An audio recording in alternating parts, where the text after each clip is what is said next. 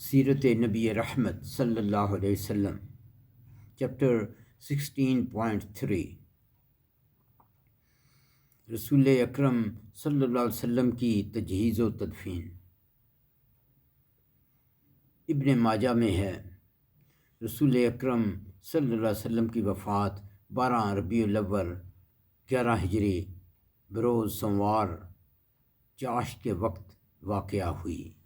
اِنَّا لِلَّهِ وَإِنَّا إِلَيْهِ رَاجِعُونَ۔ اس وقت آپ صلی اللہ علیہ وسلم کی عمر 63 سال 4 دن ہو چکی تھی۔ سوموار کے دن خلیفہ کے تعین میں گزرا۔ منگل کے روز آپ صلی اللہ علیہ وسلم کا جسد مبارک ایک چادر سے ڈھکا ہوا بستر ہی پر رہا۔ منگل کے روز آپ کو کپڑے اتارے بغیر غسل دیا گیا۔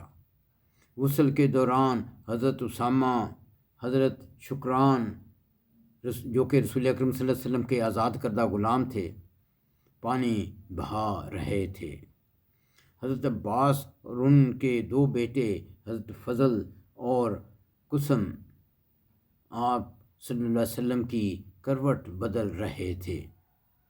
حضرت علی آپ کو غسل دے رہے تھے اور حضرت اوس بن خولی نے آپ کو اپنے سینے سے ٹیک لگا رکھی تھی۔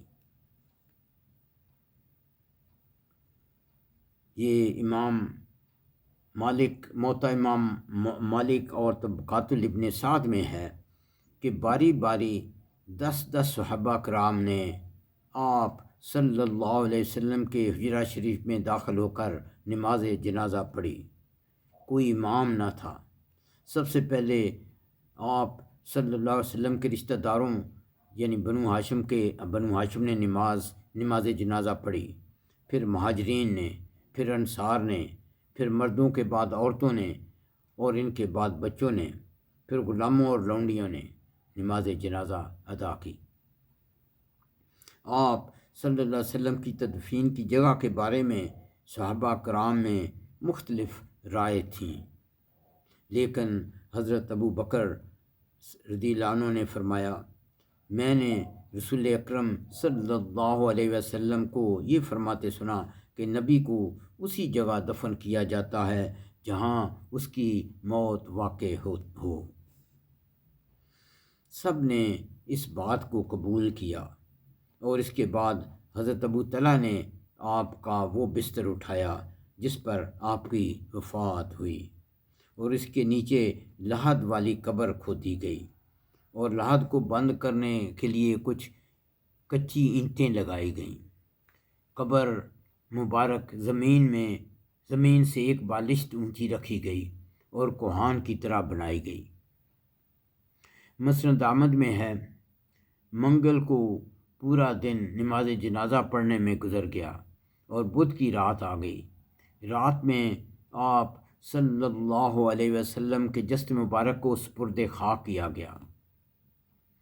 حضرت عائشہ رضی اللہ عنہا فرماتی ہیں، ہمیں رسول اکرم صلی اللہ علیہ وسلم کی تدفین کا علم نہ ہوا یہاں تک کہ ہم نے بدھ کی رات کے درمیانی اوقات میں پھوڑوں کی آواز سنی۔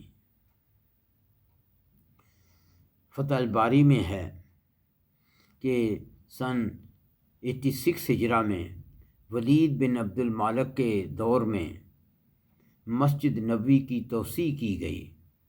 اس وقت مدینہ کے گورنر حضرت عمر بن عبدالعزیز تھے۔ ولید کے حکم کے مطابق انہوں نے مسجد نبوی کی توسیع مشرقی جانب بھی کی۔ اس طرح حجرہ عائشہ آپ کی قبر سمیت مسجد نبوی میں شامل کر دیا گیا۔ ربنا تقبل منا انک انت السمیع العلیم وتب علینا انک انت التواب الرحیم۔